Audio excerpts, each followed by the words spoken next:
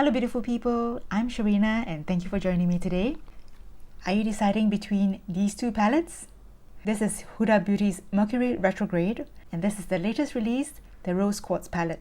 For today's video, I'll be doing a comparison between these two palettes where I'll be doing 5 looks and the 5th look will be from my preferred palette. In fact, I have it on my eyes right now. Are you able to tell which one it is?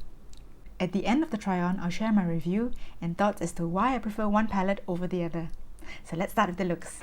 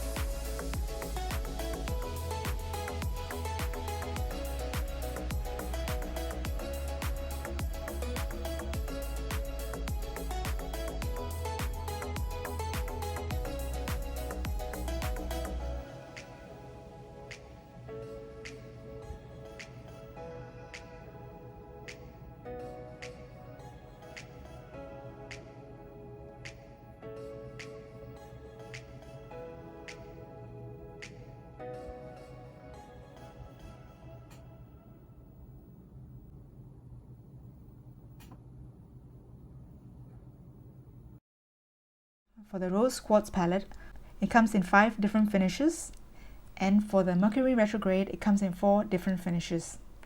The extra finish for the Rose Quartz is the shade here, which is the glossy shade. So let's start with some swatches. These are the 3 high shine buttery metallics: Energize, Blissful, and Moon Magic. Energize, Blissful, and Moon Magic.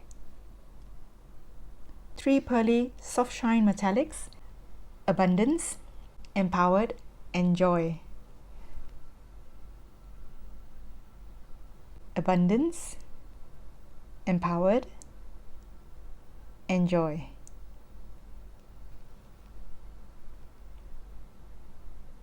In 3 quartz inspired multi shimmer marble cream: Quartz, Cosmic Love, and Self Love.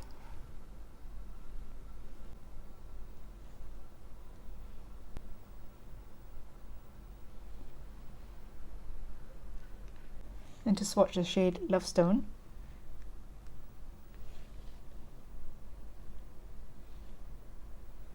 It's a glossy look to the skin with a light lilac tinge. We'll start with the 2 sheer multi-reflective shadows, namely Cosmic and Supernova.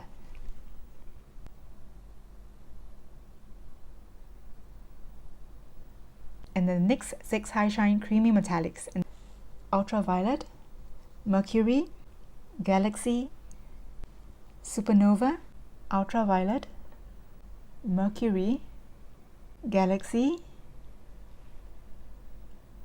Supernova, Gold Glitch, and Frazzled. And finally, the glitter powder called Nebula.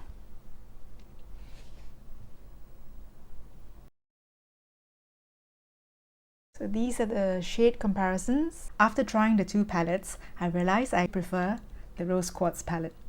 I was very surprised that I actually like this better, because when I saw this in person at the Sephora store, the colors did not really catch my attention, and I thought it was too muted of a tone compared to the Mercury Retrograde.